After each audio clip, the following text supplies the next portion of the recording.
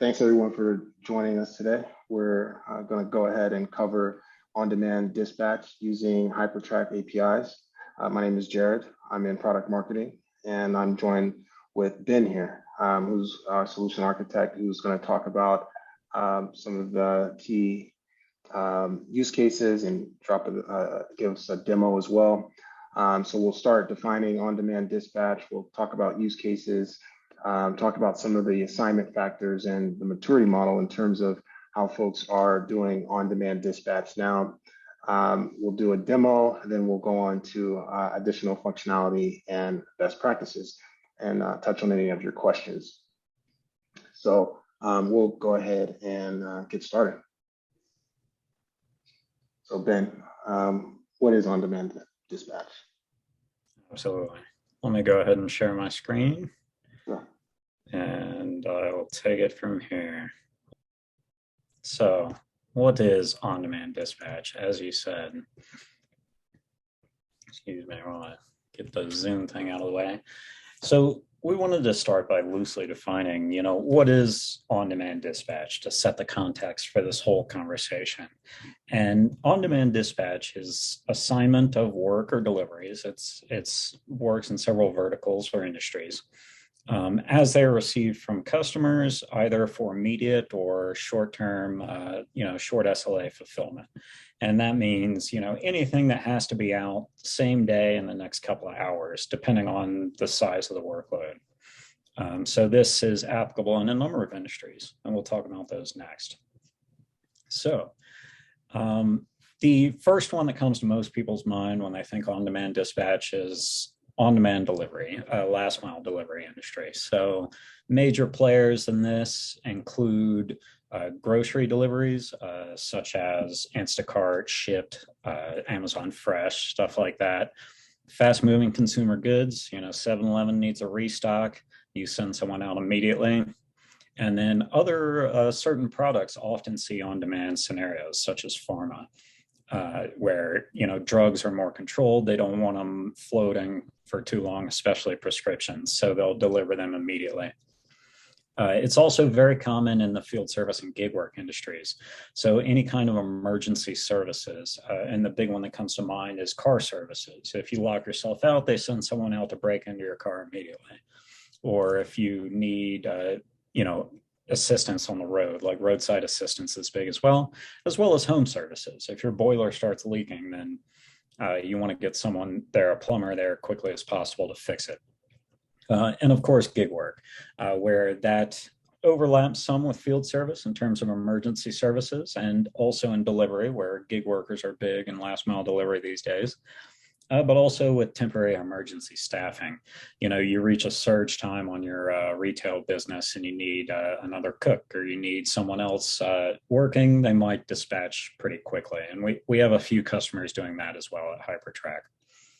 So how are on-demand orders different from scheduled orders? And what are the different concerns? And we're really going to focus on on-demand today, but I wanted to differentiate them.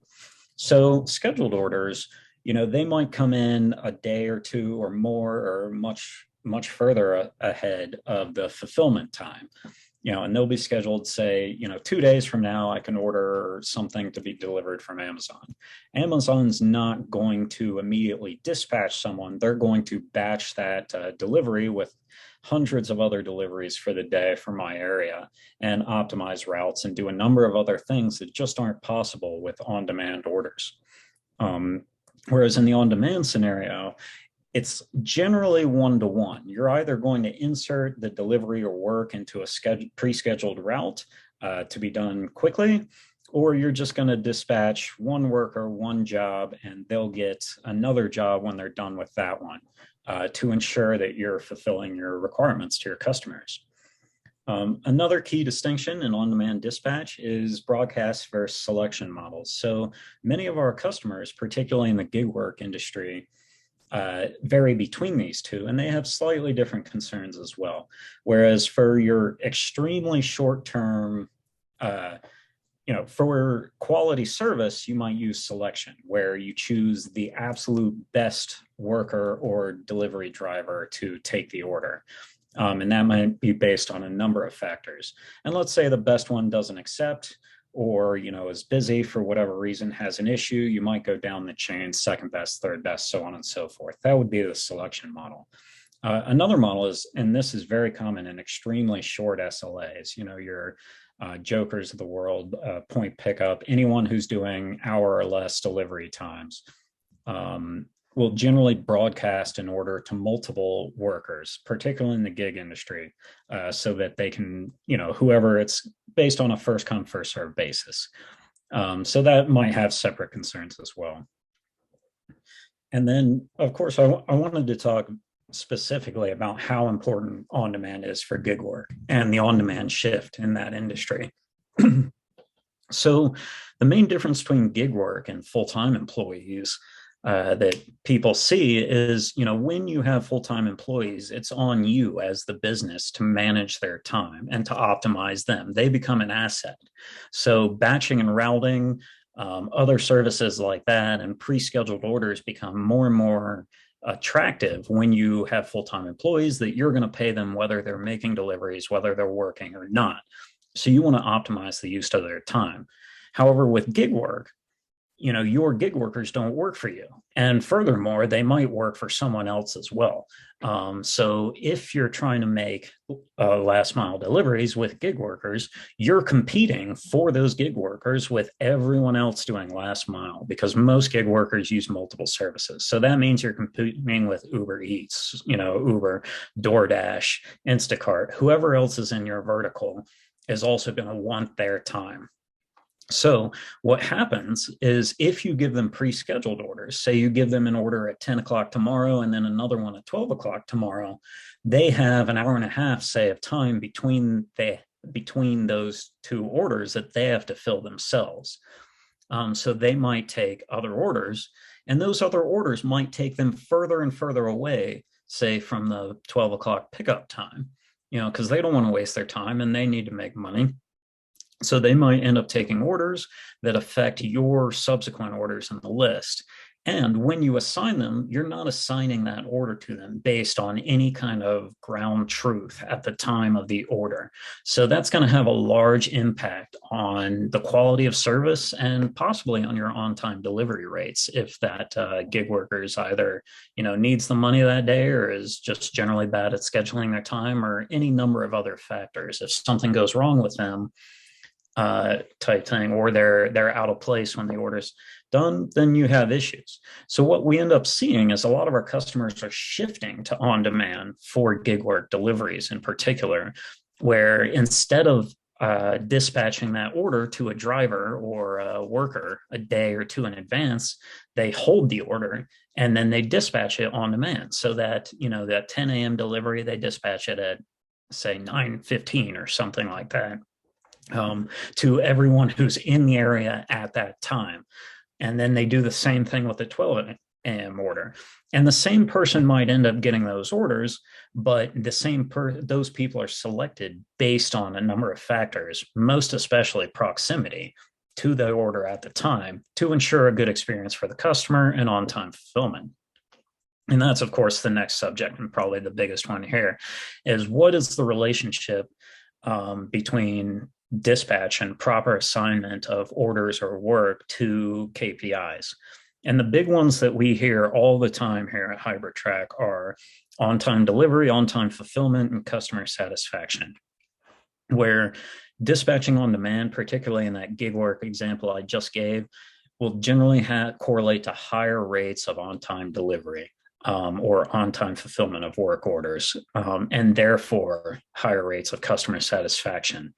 So it's almost critical these days, when you want to do the short SLA or those as soon as possible type work orders or emergency type situations, to provide a good experience and meet your promises, you have to have a proper assignment algorithm, and you have to use generally location proximity, for the reasons I'm about to talk about. So let's talk quickly about some other factors in assignment, for on-demand assignment, and then we're going to talk specifically about proximity, because that's what HyperTrack can really help you with.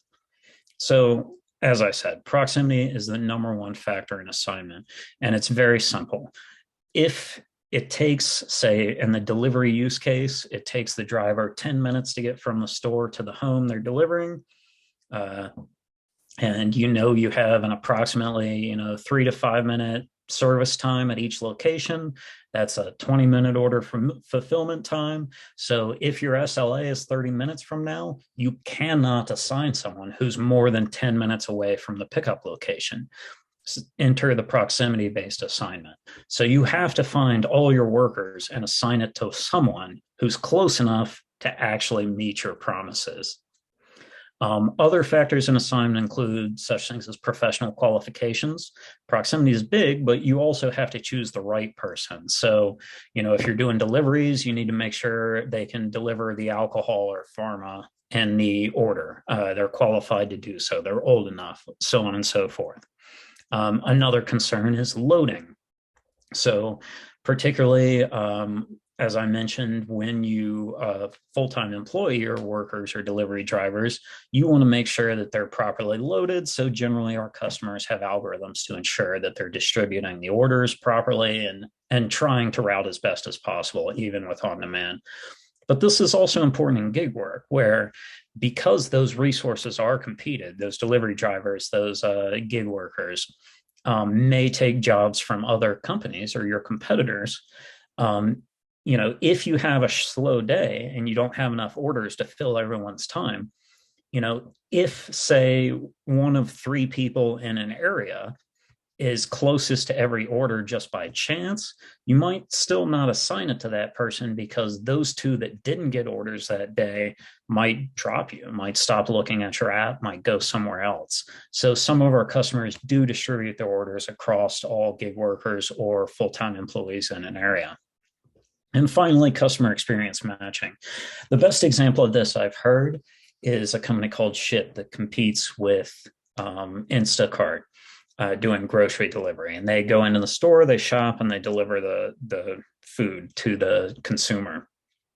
So they use a combination of proximity and customer experience matching, where if a shopper or a driver has completed an order for a customer before and was rated 5 stars, they are much more likely to get that order from that same customer again, because for a number of reasons, but they can ensure that way that not only are they meeting the customer expectations because they've proven that they can do it before, but there's other concerns where it makes the deliveries faster, where if an apartment building has 5 entrances and only one of them works, or they have to figure out where to park and you can't tell them, then having someone who's delivered to that person before, they might be better equipped. They might remember where they parked. They might remember the entrance. They're going to provide a quicker delivery and a better experience for both you and the customer.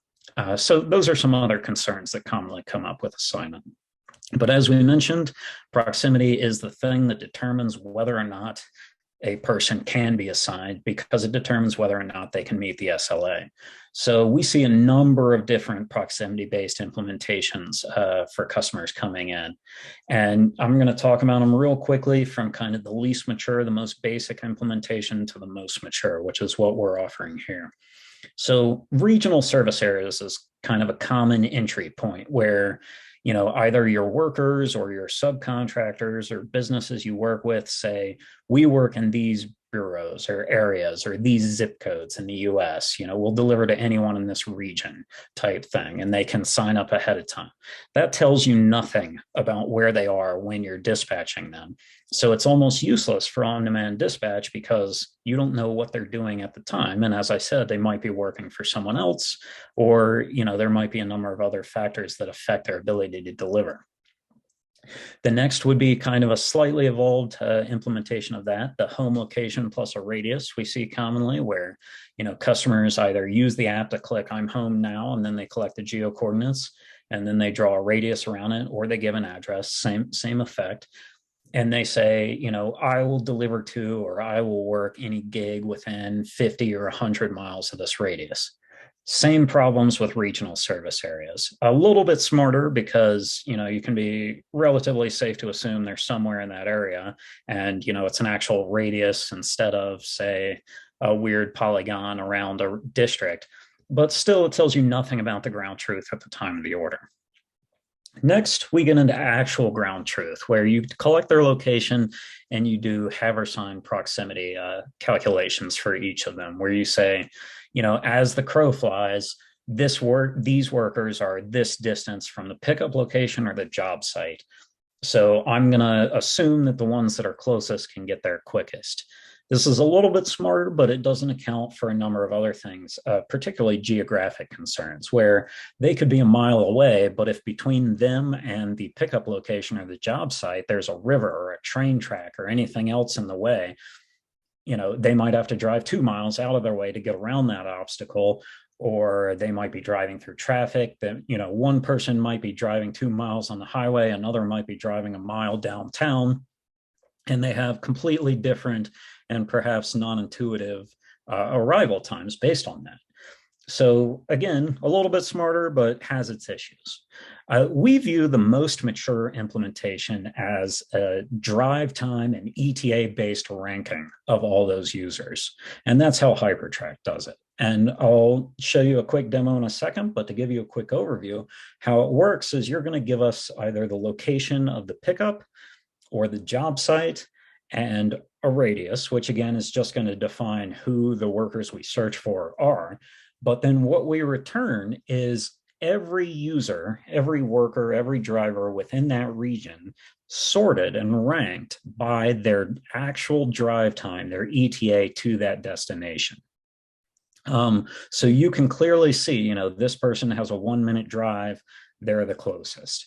And let's show you how that works. So I'm going to hop into a demo real quick.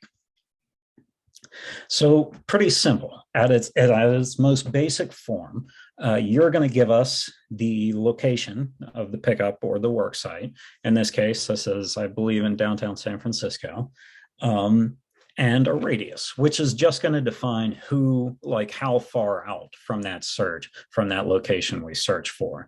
But we're going to find every user within there, and then we're going to return their ETAs. And again, there are many more parameters that can be used to say filter this, and I'll go into those afterwards, but let's see how it works with the most simplest implementation. So just for clarity, this is on our test account. I'm only searching for HyperTrack employees today to keep things confidential. And it looks like only one of our engineers has actually got his phone on in that area at this time. But as you can see, what we return is a list of users, an array in the data field that has a number of detailed data points about this user, their basic information, their name, their device ID, which you would then use to assign them orders, so on and so forth, on down. And what I'll show you most importantly is the duration, which is their ETA, essentially how long it takes them to get there, which is a little over 2 minutes in this case, it's in seconds, and then their distance in meters from that location. And then of course their current location, coordinates and altitude there. So everything you need to determine who's closest, and if there were more users, they'd show up further down in this list. So let's see kind of how that manifests, a quick visualization of what that means. So this is the search it looks like I just performed. And here's the user that was returned, where they are, their ETA, and the radius that I put in, which was quite large in this case, covering the East Bay as well. But as more users come in, you'll see more dots. So let's show a quick example of what it looks like when you have a mature mini user model. And again, this should all be anonymized, but here is an actual return from a nearby search for a live order, where 42 users were returned within a 20-mile radius of this. And of course, the API response is going to list these in order of shortest ETA to longest ETA. So it's probably safe to assume this user right here, who's 4 minutes away, is going to show up first. And then, it's 7 minutes here, 8 minutes here, so on and so forth. So for this, when you're making that assignment, this will tell you which users can actually fulfill the order. And then you can down select or you can broadcast, if they have 20 minutes pickup, service plus delivery time from the store to the house, and a 30-minute SLA, you need to select someone with an ETA less than 10 minutes. So you'd essentially be looking at whoever these closest users are, and then you can further filter those by customer experience matching, down select, or just broadcast to everyone that you need to.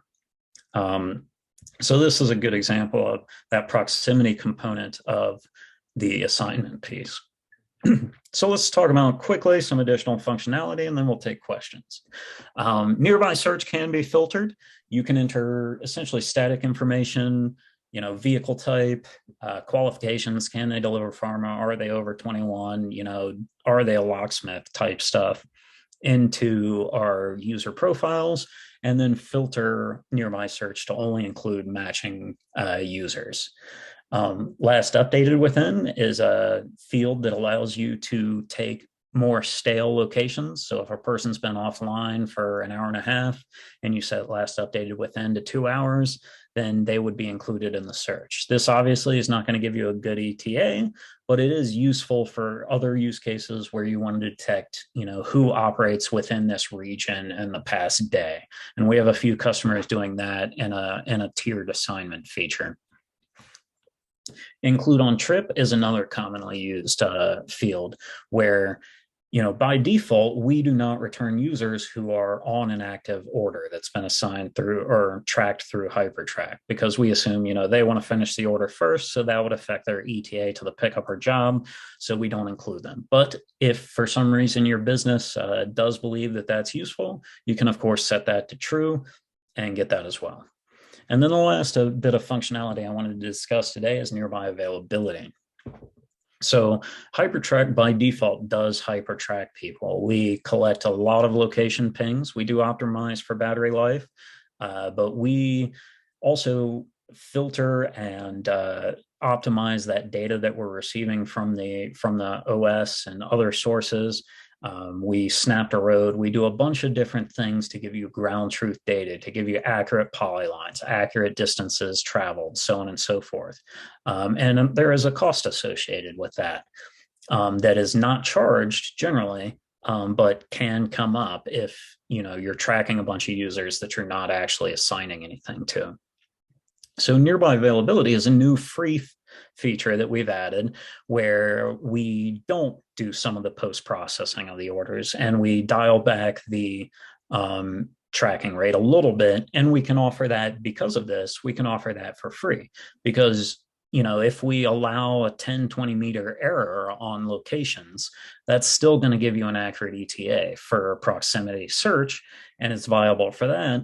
And then once you assign an actual order to be tracked to them, we'll dial up their tracking to the full resolution so that you can get that accurate ground truth during the order. But nearby availability is a very cost-effective way to kind of find all your users as they move around for this assignment piece.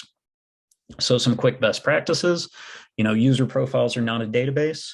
As we mentioned, there are a number of factors in assignment. That customer experience one is a good example that are dynamic. They'll be stored on your end. You should not be mirroring your database in HyperTrack, just use static data. And then ultimately, you want to do nearby searches that return more than the necessary number of users, so that you can then down select based on whatever dynamic assignment algorithm you have at the time. And then, of course, another thing to note is the freshness of ETAs returned by nearby searches is definitely dependent on a few factors. So if you're using full resolution tracking in the default search parameters, which I showed you today, that simplest form, that's going to give you the most accurate real-time ETA. If they leave this second, this is when they will arrive at that location. Nearby availability is pretty much the same. The error rate is very different, is very low. And almost the same as full resolution tracking by design. It's just, we may not snap the map, so it might be a 10-meter difference, but how does that actually impact your ETA? It doesn't. So that would be the next most accurate. Caching, as in recently cached sources, is another thing we see customers attempt with varying degrees of success. Where if you have, say, a micro fulfillment center that you're doing 100 orders from in an hour, it might not make sense to do a search every 30 seconds. You might want to use a search a minute or a search every 2 minutes, and then, deliver multiple orders by selecting multiple users from the returns.